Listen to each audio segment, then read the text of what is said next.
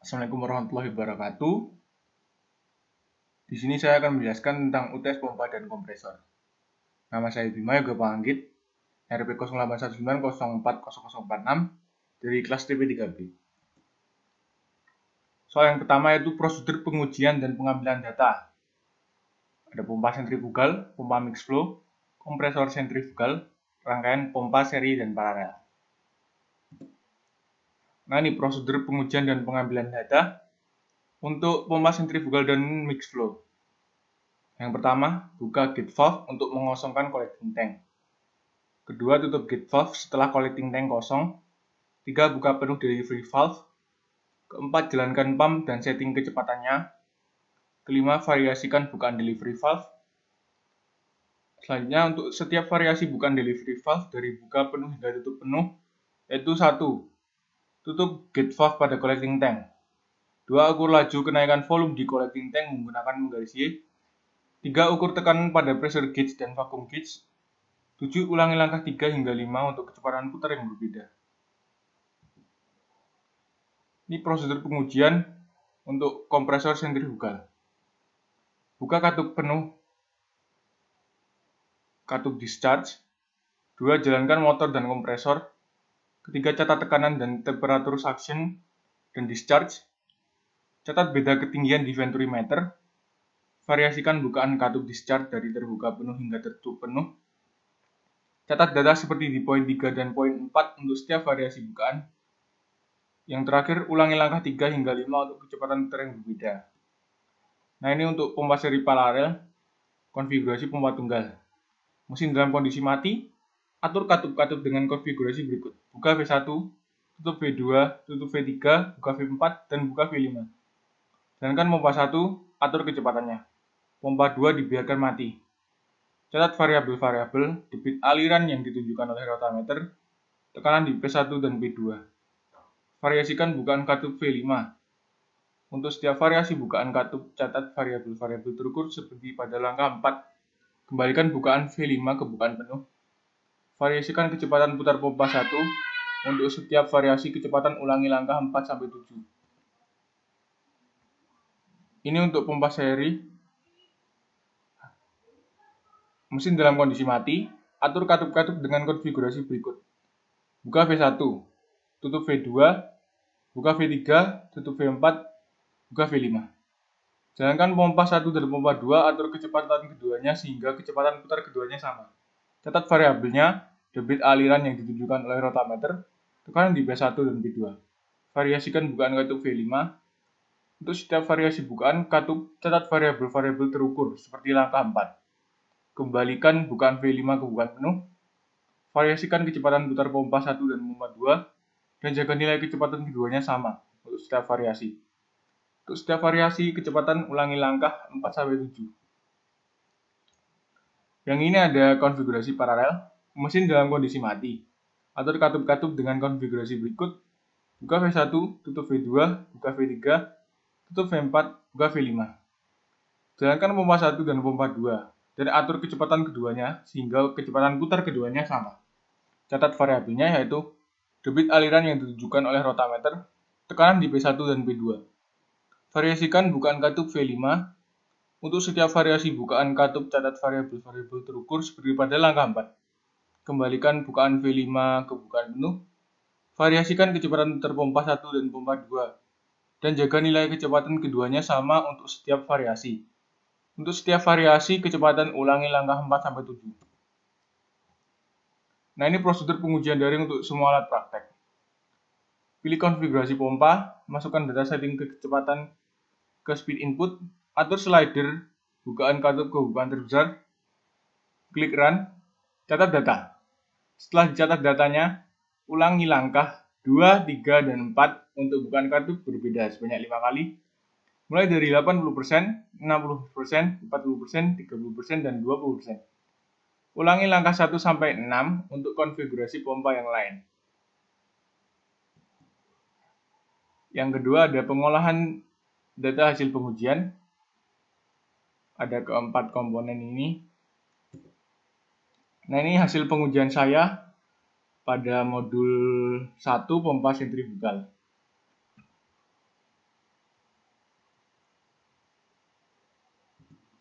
Ini hasil pengujian saya pada modul 2, pompa mix flow.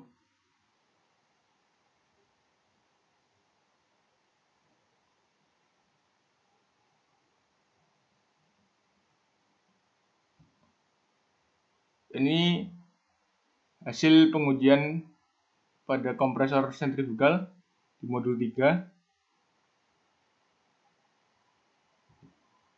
Ini ada hasil pengolahan pompa seri dan paralel, pompa tunggal. Speednya 1950, 2200, dan 2450. Ada pompa seri, sama speednya. Dan ada pompa paralel. Ini hasil pengujiannya. Nah, setelah didapatkan hasil pengujian tadi, nantinya akan diolah datanya menjadi seperti ini. Menghitung debit aliran fluida untuk setiap titik dada dengan formula, menghitung beda tekanan discharge suction, menghitung head yang dihasilkan pompa, menghitung daya hidraulik pompa, menghitung daya mekanik yang disuplai motor, di mana V adalah tegangan in-out motor, I besar arus yang mengalir adalah faktor daya, dan yang terakhir menghitung efisiensi. Dan ini ada tahap-tahap mengolah data pada kompresor sentrifugal. Pertama ada mengubah data-data ke satuan SI untuk memudahkan perhitungan seperti dari satuan relatif ke satuan absolut. Menghitung massa jenis discharge dan suction menggunakan persamaan gas ideal. R merupakan konstanta gas ideal. Mengubah beda tekanan venturi meter ke satuan PA. Menghitung kecepatan aliran, di mana Kv sama dengan 0,288. Menghitung laju aliran massa, aliran fluida untuk setiap titik dengan formula seperti berikut. Menghitung rasio tekanan, menghitung temperatur isentropik keluar, di mana K sama dengan 1,4. Menghitung head isentropik, menghitung kerja isentropik dan daya aktual. CP dapat ditentukan dari tabel sifat udara. Menghitung efisiensi isentropik. Menghitung daya mekanik yang disuplai motor, di mana V adalah tegangan input motor, I besar arus yang mengalir, dan faktor daya senilai 0,8. Yang terakhir adalah menghitung efisiensi total. Dan ini ada pengolahan data pompa seri paralel, pompa tunggal, menghitung beda tekanan discharge suction, menghitung head yang dihasilkan pompa, menghitung daya hidraulik pompa, menghitung daya mekanik yang disuplai motor, menghitung efisiensi. Untuk konfigurasi pompa seri, menghitung beda tekanan discharge suction, menghitung head yang dihasilkan pompa, menghitung daya hidraulik pompa, menghitung daya mekanik yang disuplai motor. Ada P1, P2, dan nantinya menjadi PM sama dengan P1 plus P2. Dan yang terakhir menghitung efisiensi.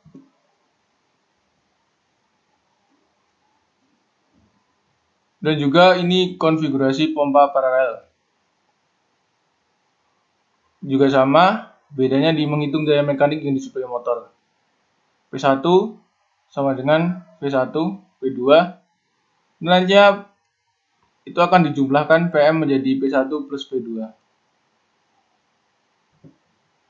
Nah, ini hasil pengolahan pompa sentrifugal.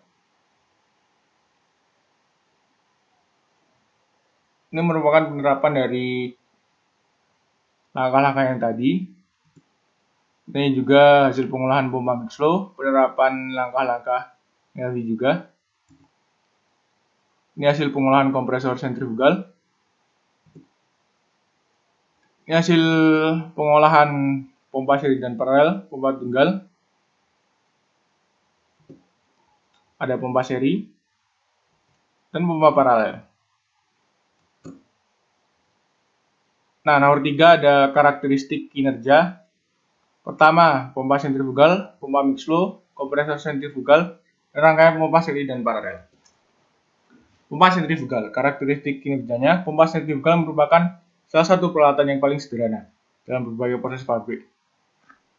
Bagaimana pompa jenis ini beroperasi? Cairan dipaksa menuju sebuah impeller oleh tekanan atmosfer, atau dalam hal jet pump oleh tekanan buatan.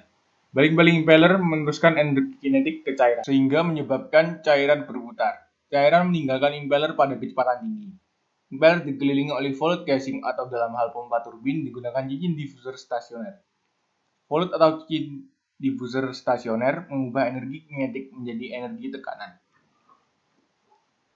Nah, selanjutnya jumlah putarannya tinggi sehingga memberikan kemungkinan untuk pergerakan langsung oleh sebuah elektromotor atau turbin.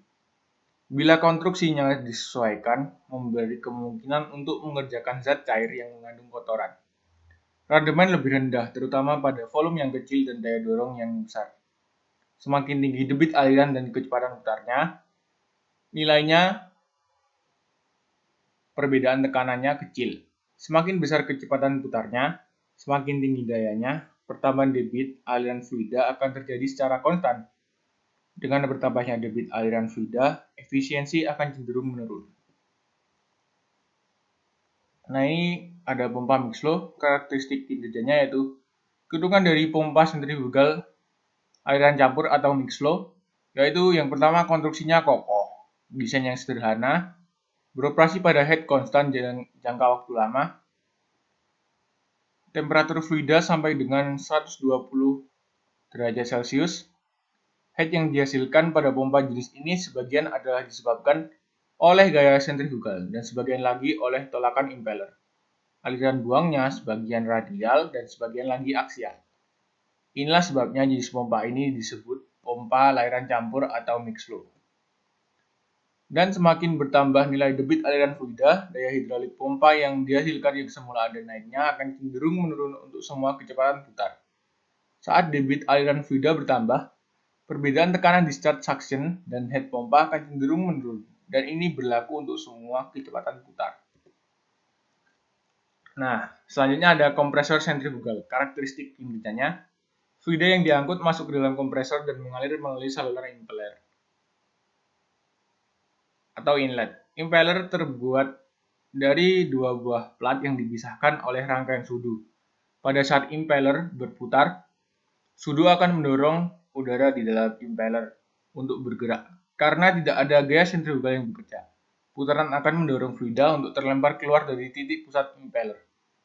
Kecenderungan udara atau gas untuk bergerak keluar dari pusat impeller merupakan kecenderungan dari gaya sentrifugal. Pada saat impeller berputar, ia akan menggerakkan gas menuju bagian terluar dari impeller melalui celah pada blade atau refrigerant passage, dan mengakibatkan kecepatan gas tersebut bertambah. Bertambahnya kecepatan untuk menjauh titik pusat impeller akan menciptakan daerah yang bertekanan rendah pada pusat impeller tersebut, dan pada akhirnya akan menyebabkan lebih banyak gas memasuki impeller. Impeller melakukan kerja terhadap gas. Kerja akan dikonversikan ke dalam energi yang gas akan dapatkan dalam bentuk tekanan dan kecepatan. Nah, ini ada pompa seri dan paralel. Tujuan pompa dipasang secara seri adalah untuk meningkatkan tekanan pada jaringan pipa. Syarat utama jika pompa akan dipasang seri adalah pompa-pompa tersebut minimal harus mempunyai kapasitas debit yang sama. Q1 sama dengan Q2 sama dengan Q3 dan seterusnya. Sedangkan tekanan pompa boleh bervariasi.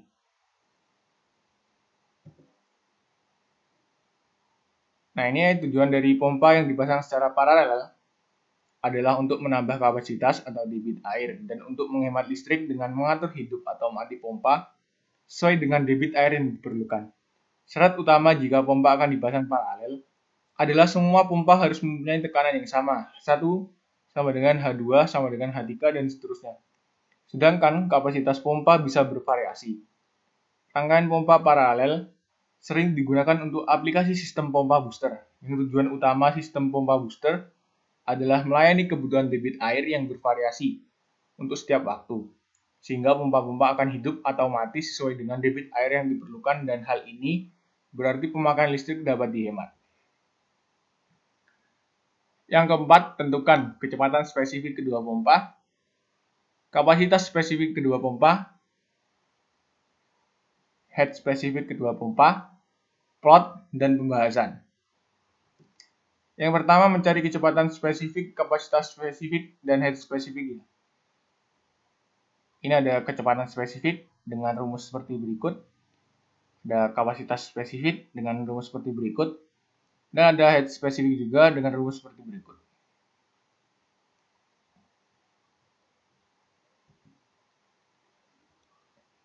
Ini data yang saya dapatkan.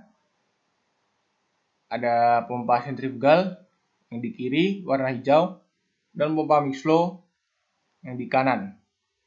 Kecepatan putarnya untuk sentrifugal 1920 rpm, 2120, 2320, 2520, dan 2720.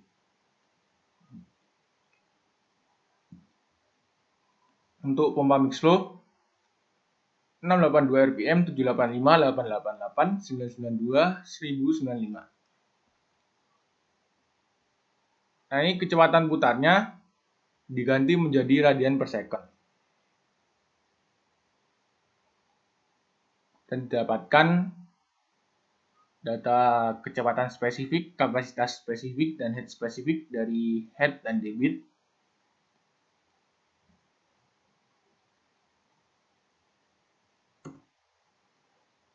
Nah, selanjutnya plot atau grafik. Grafik ini grafik dari pompa sentrifugal.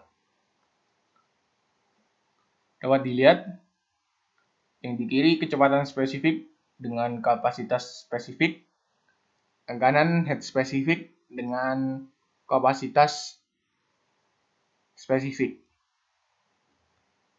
Yang kiri itu naik, sedangkan yang kanan turun.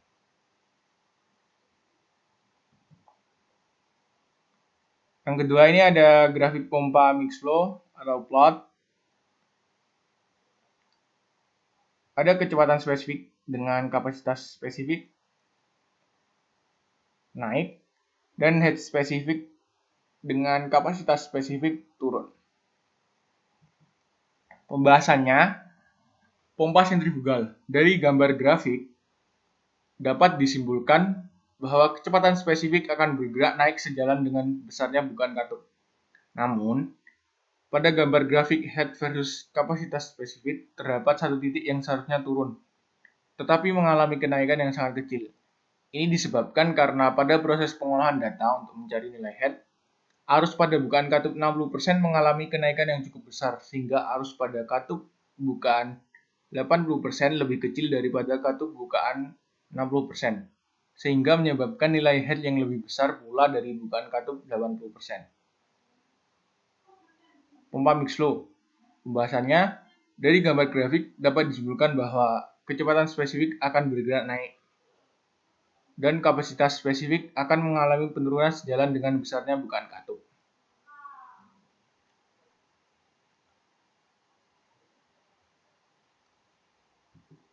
Terima kasih, itulah presentasi dari UTS pompa dan kompresor.